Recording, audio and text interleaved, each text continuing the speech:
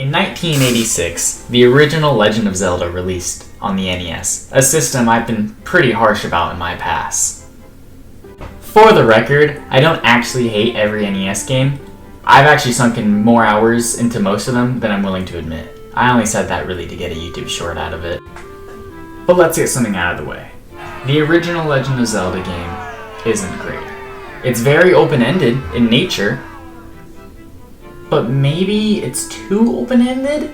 Or at least too cryptic for sure. I don't think you can beat that game on a first playthrough without a guide.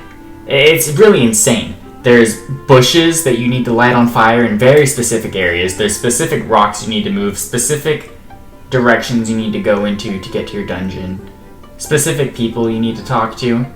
It's just very cryptic. So for the rest of the series, Nintendo decided to go in a more linear approach, which I personally think was the way to go. And don't get me wrong, the games always have explorative elements. You look at Wind Waker, Skyward Sword, there's these little islands you can sail to, or in Skyward Sword you can fly around the tiny little islands and find treasure chests or something. But it's nowhere near the original, and they're still very linear in nature. Now keep the Skyward Sword Sky Islands in mind. Those will actually come in handy later. Twilight Princess was definitely the most linear of the 3D games for sure. I mean, it's not like the world was completely bare, but you weren't going to be finding very many things besides like glowing bugs here and there. And you know what? For a while, that was probably my favorite game of all time. I mean, that's before I played FF7, before Tears of the Kingdom came out, but even still, I hold it to a very high regard. It's in my top 3 for sure. The idea of focusing on the story rather than exploring the world, I think was the right choice for that game especially. It really takes after Ocarina of Time, which essentially did the same thing, but mostly for hardware restrictions. And it was clear people like Twilight Princess just as much as I do. If you go back and look at a lot of those fan movies, even still today, a lot of them are based off Twilight Princess because people love the look of that game. Which, can you blame them? The art style of that game is beautiful. Wind Waker's gets overly glazed, I will admit. You know, I'm not dissing on it. It's a pretty art style, don't get me wrong. But Twilight Princess has this sort of mix of realism with like a sort of medieval kind of influence. Beautiful, beautiful. But it was getting clear that people wanted more. And I think that especially became apparent when Skyward Sword came out. I mean, the games are supposed to be vastly different. They're different tales. And eventually they started to blend together. It was clear that people wanted more. And only one console could provide that. A game that was more open-ended than the original Legend of Zelda. The console was the Wii U. Yeah, what a stinker. That was until it became a Switch launch title. Alright, I'm gonna go on a little side tangent here. It's actually super interesting. So, almost the exact same thing happened with the Twilight Princess game. That was actually supposed to be a GameCube game because people were so pissed off about Wind Waker on the GameCube. So Nintendo poured all these hours into Twilight Princess and eventually realized that it was gonna pretty much line up with the launch of the Wii. So they're like, okay, screw it, let's just make this a Wii launch title. And it did come out on the GameCube. Like, they wouldn't falsely advertise that, but it was actually after the Wii version had already come out. And they're also mirrored. I might make a video on that later because that's just a whole can of worms. It's crazy. But they decided to repeat history, and on March 2017, The Legend of Zelda Breath of the Wild released on the Nintendo Switch and Wii U. And let me just say, the Wii U port is atrocious. I would rather have jaundice than play the Wii U port of Breath of the Wild again. It's terrible. Have you gone through the load times? When the game came out, it was almost unanimously praised. And I mean, how could it not be? Have you seen the art style? I know I'm always glazing art styles, but it's a mix between Wind Waker, Skyward Sword, maybe even some Ocarina of Time. Beautiful. And the world is just so vast, yet every element seems like perfectly thought out. I already made a whole video glazing it. It's terrible. You're not allowed to watch it. Okay, but it's up, and I'm not going to take it down. When it came out, I was pretty hesitant on it, though. I always liked story-focused games rather than open world. Even when Breath of the Wild had come out and open worlds weren't super common, I was already tired of it.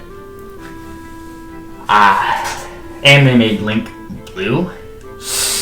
Green's my favorite color, okay? I was a stubborn 8-year-old.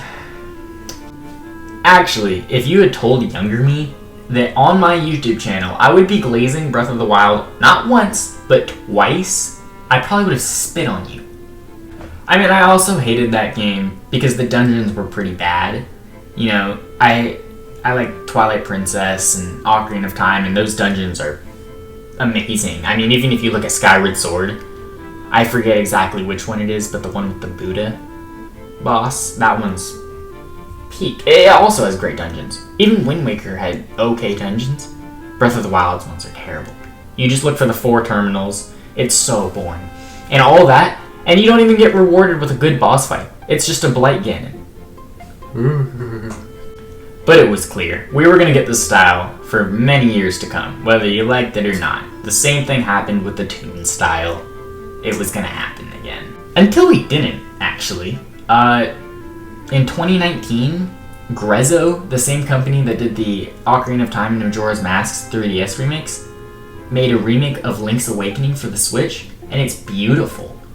It doesn't take anything from Breath of the Wild. It's not super open world at all because it was for the Game Boy originally.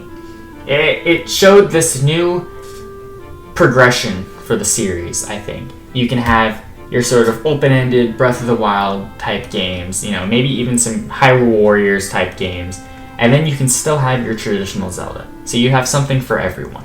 Then Age of Calamity came out. I don't hate it. I don't love it. It exists.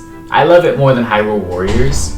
I have more nostalgia for the original Hyrule Warriors, but this game's just better. I found myself doing a lot more of the side quests. I used a lot more of the characters. In the original Hyrule Warriors, I think I used, like, Link and Young Link. In Hyrule Warriors Age of Calamity, I was using all the champions. Pretty much everyone except for, like, Hestu and Zelda, because those characters suck, okay? I love Hestu as a character, but his little maracas don't work as an attack. Do better, Nintendo. Alright, cool. So let's just skip ahead over to Tears of the Kingdom. This may be my favorite game of all time. It's really clashing with FF7 and FF7 Rebirth. Kind of biased towards them, I guess. But when this game came out, it was all I did. I think I have a combined total of like 400 hours on this game. It was everything I wanted from Breath of the Wild. They even made Link green. You could build a car. The dungeons were okay. They were like Wind Waker level dungeons. They still had the terminal thing, kind of, but they were somewhat different. You know, the Fire Temple had the gongs. Okay, they switched it up. And the bosses, phenomenal. Okay, Colgera, when the Dragon Roost Island theme starts playing, I lost it. Okay, I think I was like 13 when this game came out. Phenomenal game. Okay, the story, pretty good. I think it's crazy that we had to wait so long to get Ganondorf. That was a little bad, but we got him, and we got him good. We got him in a mummy form, and then we got him in the, you know, form I can't play when my mom was watching. Okay, remember how I said to keep the Skyward Sword Sky Islands in mind, actually? Here's where they come in, because for most of Tears of the Kingdom's marketing, they were advertising the Sky Islands like it was an integral part of the game. Like, you were going to be in the sky the entire game, pretty much. No mention of the depths, okay? No mention of pretty much any other part of the game. The sky was where the action was. I think like 2 of the main dungeons happen in the sky. There's like the Great Plateau, and then the rest of it is like shrine quests and chests. There's really not a lot to get out of the sky. You have some boss fights, it's nothing. The depths was where it was really at, and they did 0 advertising for the depths. I think maybe it was to surprise us, but does that sound like Nintendo? I think they just forgot about it, honestly. It was underground, maybe? I don't know. When I discovered those depths for the first time, it was like nothing I'd ever seen. It's like Zelda hell. Was Zelda finally returning back to its roots? This was a theory that was all but confirmed with the trailer for Echoes of Wisdom, which seemed to mix elements from Tears of the Kingdom and Link's Awakening. and even some of Ocarina of Time. I'm always going to throw in some Ocarina of Time, even if Ocarina of Time has nothing to do with what the video is about. This game looked phenomenal. You know, maybe not everyone's cup of tea, but it looked like the perfect mix. It looked like we were finally getting what we've been asking for. And when it did come out, it kind of was. I mean, it doesn't feel as high stakes. I think that's probably because you're playing as Zelda. I'm not sexist or anything.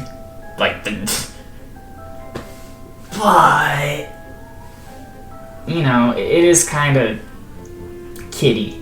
And I think around that time, I think that's when they released Princess Peach Showtime. And that's when they were trying to sort of draw in little girls to Nintendo. I need to work with how I phrase things, but that seemed what they were trying to do. And I think that's fine. I mean, mostly Nintendo has been for like little boys, for, you know, grown-ups, like Tears of the Kingdom and stuff. I think that's fine. But Echoes of Wisdom had so much potential. I don't think it's a bad game at all, don't get me wrong. I'm still actually, you know, playing through it. But it doesn't feel like a big Zelda game. And I don't think that's what it was supposed to be. But it could have been a step towards the right direction. And then we got Age of Imprisonment. Nintendo, you have been using this style for 10 years. You've been using the exact same characters, the exact same versions of Link, Zelda, and Ganondorf for 10 years. Children are growing up with this.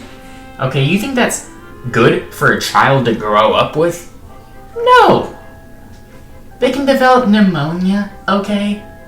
I read. Please put it to rest. I want Twilight Princess back.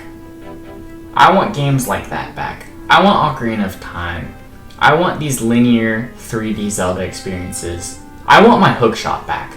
Give me my hookshot, and we can maybe strike a deal. Okay, but as it is right now, when the only real traditional Zelda games we have, you're not playing as Link, or it's a remake of a Game Boy game, that doesn't sound great.